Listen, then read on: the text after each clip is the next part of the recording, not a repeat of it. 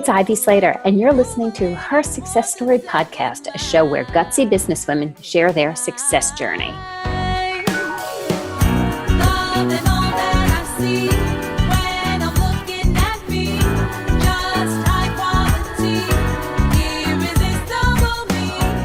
Welcome back, everyone, and I'm really excited about this guest we have today. Her name is Adrienne Garland.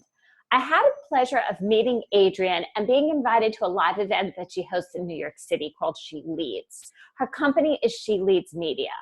What I really have liked about her, and I could read her bio and tell you all about her, and she's taken this concept and started a conference, and more than that, she's made a difference for women, both professionally and personally, and made a difference for women entrepreneurs, and made a difference for women in the media. So without further ado, I want to welcome Adrienne. Let's hear how she's made this happen and how she's navigated this journey, because that's really what we find interesting. Adrienne, thanks for joining me here today. Hi, Ivy. Thank you so much for having me. It's a pleasure to be on your show.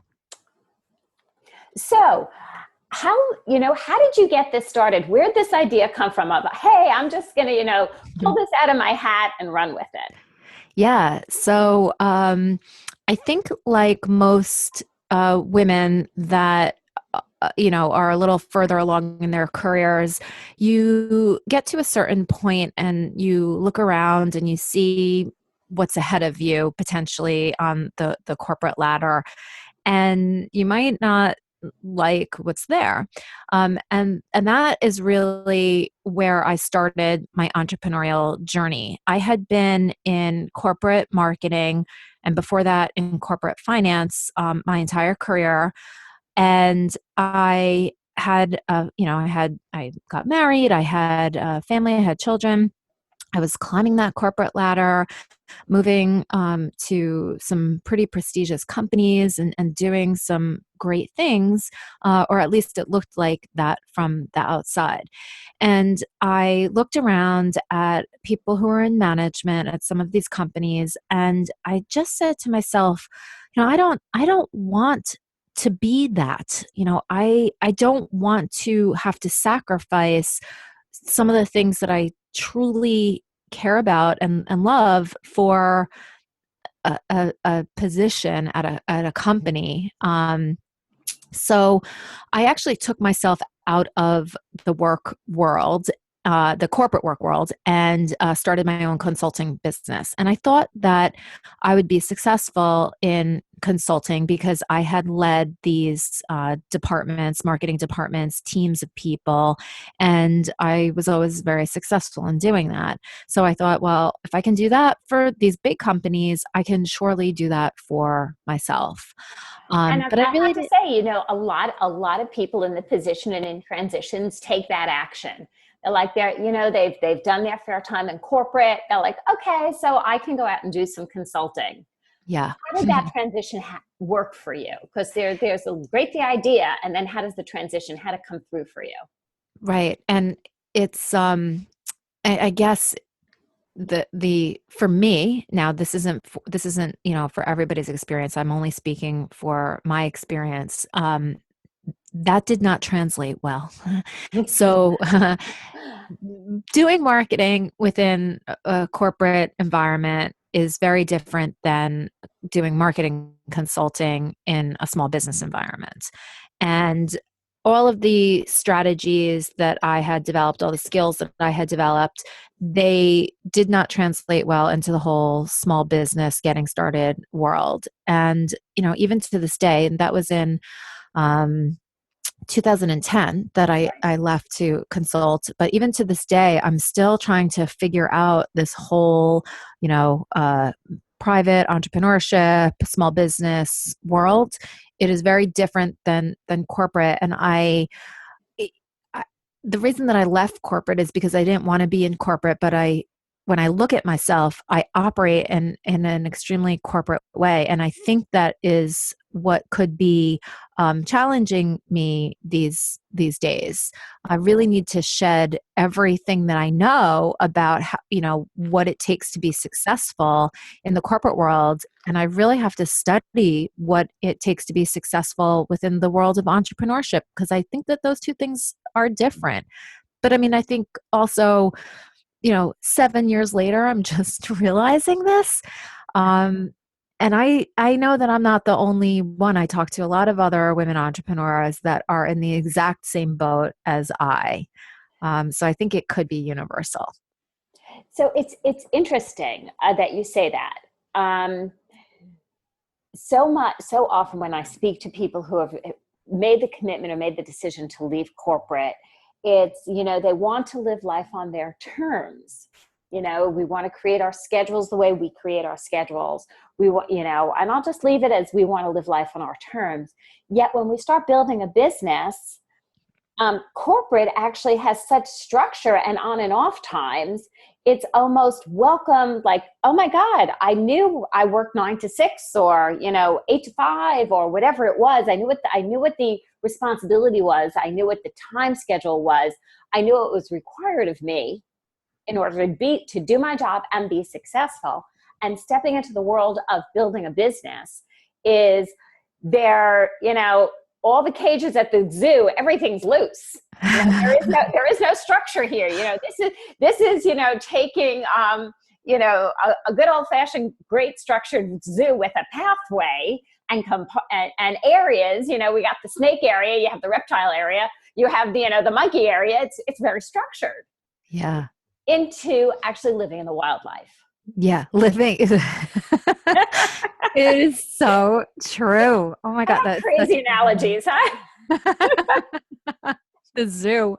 It truly is. And it's almost like, be careful what you ask for, because you'll get it. So I did want to have control over my schedule, control over the work that I did, control.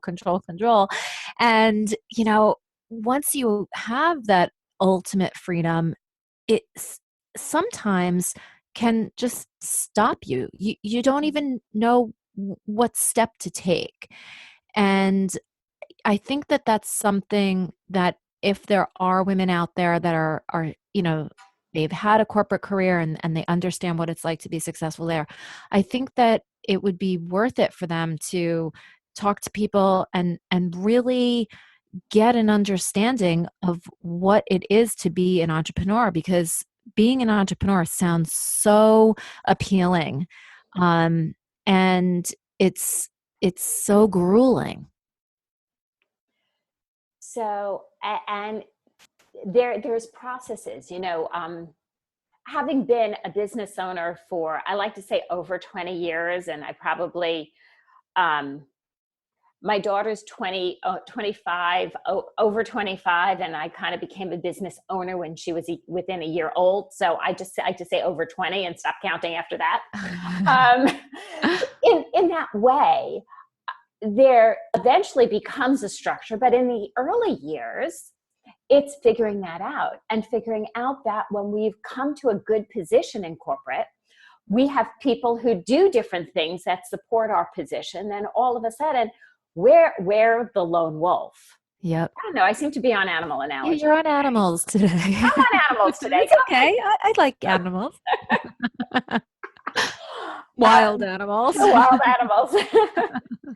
So what in this journey, so we had this idea of She Leads Media. Okay. So you're like, okay, so I'm going to start doing consulting. Mm-hmm. All of a sudden, I'm going to tell you, not that long ago, truly, I was at a conference that had 100 women packed in the room that was produced by you. So our listeners are saying, oh yeah, so she's first getting started, this and that. You don't fill a room of 100 plus people flying in from all over the country, because it's like, oh, I'm just trying to figure this out and getting started. You packed a room, girlfriend. Yeah. Yeah. And what's driving this?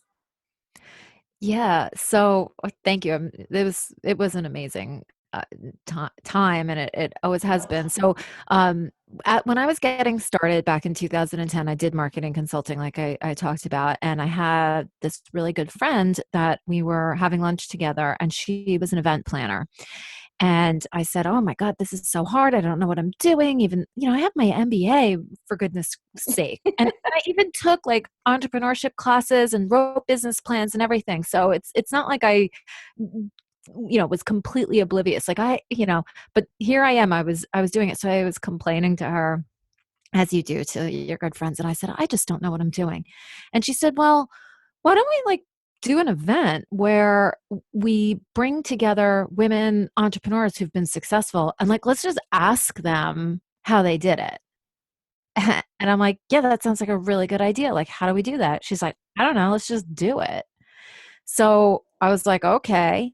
And so we literally put a conference together where we invited women that were somewhat successful entrepreneurs, women that helped other women, like with financing or, marketing or whatever. And we put on this little event. And that was in 2013. And it was just something that we wanted to do for us and our friends who also were thinking about entrepreneurship, or maybe they had just started. And when the conference was over, every single person said to us, "We've never been to anything like this. This is incredible. You have to do it again." And my friend and I looked at each other like, "What?" um, so we decided to do it again. And then we said, "Wait a minute, maybe this is our business. This is what the business is."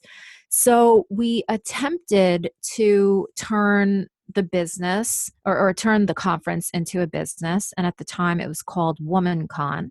Right. And it was um it was profitable, but not enough to support two women full-time salary doing this full time. So we had done three annual conferences together, and a handful of smaller events. And my friend and business partner said that she felt that she had reached a level of comfort that what we set out to do, we did. And she felt really, really comfortable about saying, "And now it's time for me to move on and, go get a job and work full time and everything." And I begged her. I said, "No, please, no, there's so much more that we have to do here." And she was basically done, which I completely respect. And so what happened is I said, "Well, there is so much more to do. And it's not just about entrepreneurship. It's really about women stepping up as leaders in their own lives, making decisions for themselves, just like my friend is doing." She made the decision that she was an entrepreneur for a while. She needed to go back and get a job. She actually has now left that job and is figuring out what to do next. But I really look at her like she took a leadership stake in her life, and she's making what she's doing work for her within the context of everything that she has going on in her life with her family and everything. And I admire that. And I want other women to know and to be comfortable that they too have that option, that they don't have to stay in corporate, that they can launch a business or a side business or do whatever it is that they want to do. They just have to learn how to do it. And so what I did is I said, well, leadership is really something that is important to me, and I need to continue this. And so I rebranded the conference and I called it She Leads. And Hmm. I've expanded the services that She Leads offers to help women to figure out what it is that they want to do. If they have businesses, how do they grow their business? How do they get their voices and their message out into the world so that we're hearing voices that are female? The world is so out of balance right now, and there's so much that's going on. It's sad, everything that's coming to light. But I think that I'm hopeful on the other end of that, that women will speak up more, and that we will have our voices out in the world in a much more pervasive way, and there'll be more balance to what we're all hearing. And that's what she leads. That's what my mission is. And it takes women who are willing, women just like you, Adrienne, who are willing to share their journeys and share their own insight. And not all decisions are easy decisions, and all decisions we make are just part of a journey. Yep. So, sometimes it's like, gee, I thought I was going to do, when I started Slater Success, I thought I was going to go, knew I would work with women, but I thought I was going to work with working moms on the whole work balance thing. Mm-hmm. Until people started knocking on, my old clients literally started knocking on my door, and it took my business in an entirely different direction, because I was willing to be open and listen and feel the pulse of what was going on. And this is exactly what you're saying, is sometimes we make this decision and sometimes we turn this corner and we'll make the next decision. It's not the right or the wrong decision. It's the next decision. Yeah. And I think as women, we put so much emphasis on what that decision is because we are thinking, 30 steps ahead of where we are. And I think, tend to think about, what could go wrong? Who's going to die? Oh, Right. As opposed to, gee, what's going to work right now? And I right. think women are really hard on ourselves. Oh, we are. We are. And I think that prevents us from, going with the flow and taking that next decision and saying, well, let me see where this leads me, rather than, well, if I go here and do that, then this might happen. So if I go over here and do this, that might happen. And then, we get paralyzed because we can't make a decision. And then that's the thing that holds us back. I think it's one of the things that makes women so incredible. I see it in my own, children. They're young men, and they don't really know how to think ahead and what, all the consequences are. So in that regard, I'm glad that I'm their mother, because I say to them, well, if you do that, then there, these are all the things that could potentially happen. And do you really want to do that? And it makes them think. But I think one of the things that I admire about my sons, and maybe this extends to men, is they are willing to, take that next step and see where it leads them. So in so many ways, I think we can also learn from the way other people approach things and adapt it to ourselves. So what is one of the key, may I ask, what is the one, two, or three, and give me one to start, of the key things you've learned during this experience? Yeah. Wow. I feel like I've learned a great deal about myself that surprised me, because I thought I knew myself really well.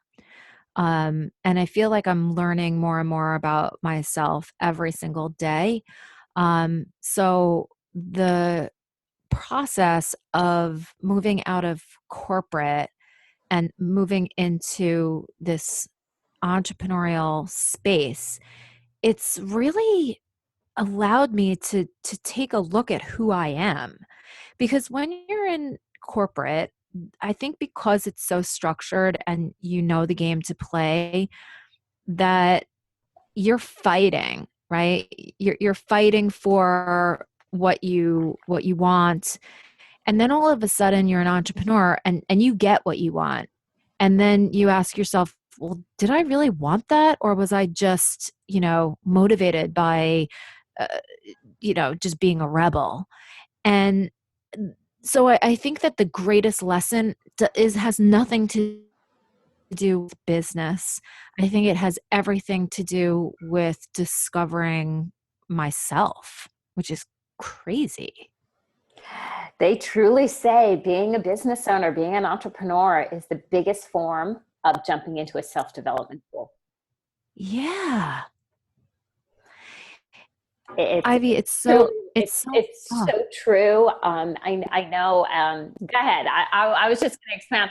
I know every time I take a step forward and grow my business in another direction or take on another piece, I find myself as like, so did I really want to go back into that self-development pool and pull my insides apart to make this happen? yeah. No. And I was going to say, it's funny, on a lot of levels, I know that this entrepreneurial journey has made me take a look at myself, but I honestly can tell you that as we are talking on this call right now, on this podcast, that I really hadn't it hadn't really sunk in to me until you just asked me that question. Like, what was the biggest thing you learned? Because I started to go through, oh, this lesson, that lesson, all business stuff. And I'm like, no, it really is like self-development. And that is unexpected. And I'm a little bit in awe and I don't know what to make of it because this really has made me look at myself. It does. It does. So I know I see more and more events that you're jumping in on, and you're doing more and more things with She Leads, and that's really exciting to watch. And where can our audience find out more about you and how they can? You're a leader among women. I'm sure there are many women out there that say, "Hey, this woman, really, you." First of all, I have to thank you for your openness and your honesty during this podcast, because your openness, your honesty, and you're willing to be vulnerable is so embracing for so many of us who just think like it's easy for everybody but me. Yeah. Yeah, and it's not. And I'm right there with everybody else. I really so I'm happy to share, and I feel like that's a great part of my brand, and it comes easy to me because I'm just operating from where I am. Okay, so kicking off 2018, where people can find me is they can go to my website, which is sheleadsmedia.com. I'm also on all of the different social media platforms like Facebook and Instagram. I'm learning much more about Instagram and I'm fascinated by it. I'm also on Twitter. My Twitter handle is She Leads It, IT, She Leads It. And my Instagram and Facebook and everything is She Leads Media. People can sign up for my newsletter, and I send out articles once in a while. And I also send out all the different events that I'm doing. In 2018, I am taking She Leads on the road, and we'll probably be doing a Pitch the Media event in Washington, D.C. in the springtime. We're also looking at doing a mini She Leads in Miami, where we'll also be bringing in some young women entrepreneurs and sort of talking to them about the entrepreneurial path. So I'm really excited about that. Friend, you got a lot on your plate and you're making things happen. Yes. And it's exciting. Everyone, you have to be following Adrienne. She Leads Media is a vibrantly growing company all about women.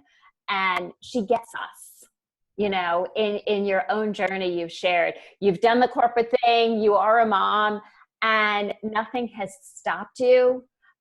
We're, of course, we have our challenges and our curveballs in this journey. We all do. And you're waking up and making crap happen. So Adrienne, hats off to you. Thank you so much, Ivy. This has been so much fun. Thank you. And remember to check out sheleadsmedia.com, and you will be a fan like I am of Adrienne. Stay tuned as we continue to interview more great women in this series. Thank you, everyone. It's my time to shine.